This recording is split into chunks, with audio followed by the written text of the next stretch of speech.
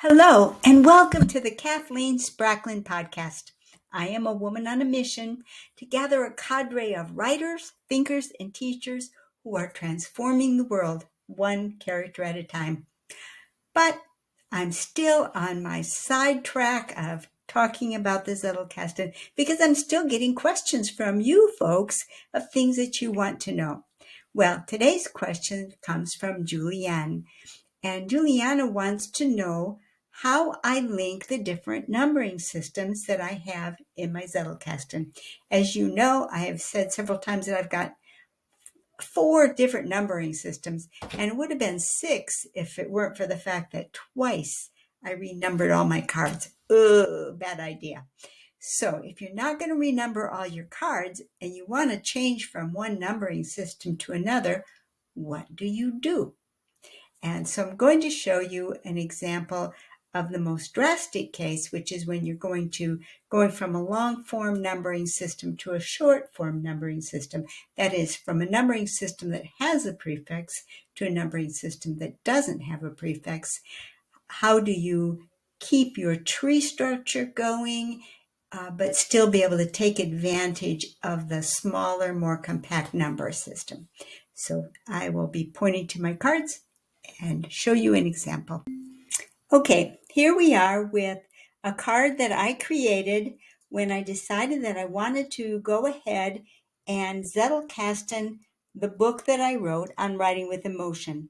The plan was that I would experiment with these ultra short numbers where there was no leading prefix. I just launched right into the new topic, and it was also a plan of part of a project to show how you can read syntopically with a Zettelkasten, because with a Zettelkasten you can read books sequentially and they can function as though they've been read simultaneously, which is what Adler talks about with syntopical reading. So that was the background for why did I want to create a Zettelkasten entries for the book that I wrote on writing with emotion.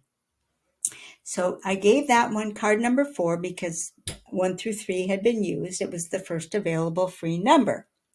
And at the early stage, that broke down into 5 branches. And I'm going to focus here on this branch B, 4B, the character profile tool, just to use it for an example. So here's the card. Card 4B, which is from the Writing with Emotion book, and it describes the character profile tool. Now, if you look down here, you can see the evidence on this card with how I handled the link back into my original system with prefixes. So here's the card that this refers to, and this will show you how I handle the switch. Over here in the original card, and yes, I used to use these bright colors for some of my directory cards. Here's that card that was referenced, and it originally had 2 child nodes that came off of it. I'll show those to you. This one and this one. So it already had 2 child notes that came off of it.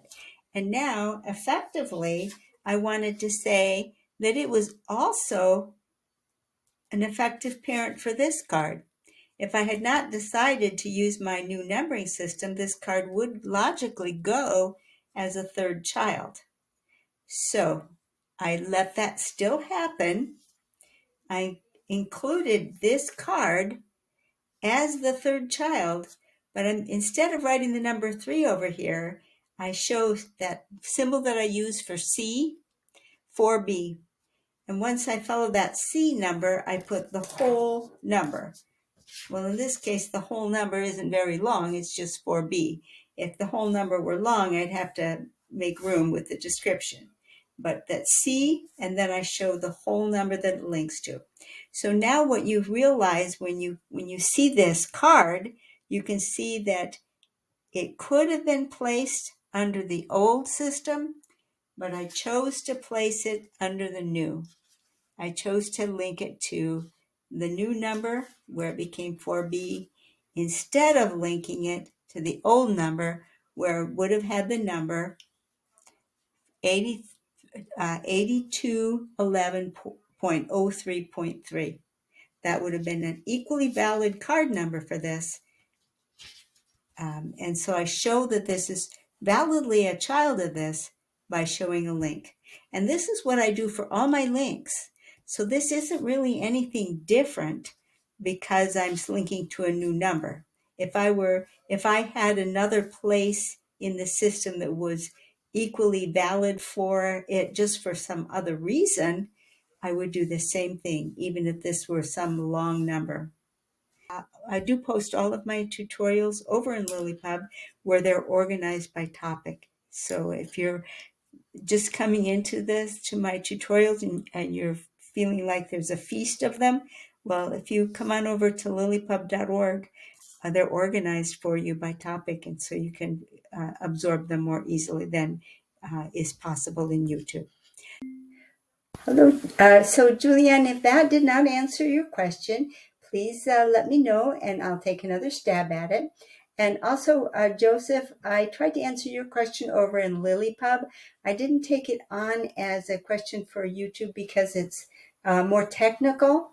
But hey, you YouTube people, in case you're interested, Joseph's question was about the structure of a Zettelkasten, whether it's truly a tree or is it actually a network. And my answer to him was, it depends in part on what you're looking at. If you're just looking at the main box, it's a tree. If you're looking at the whole Zettelkasten system with the author box, the bib box, the main box, and the index, that's a different answer. Then you have a network. So if anyone wants to know more about that, let me know and I can do a YouTube video on that. So that's it for tonight. Bye-bye.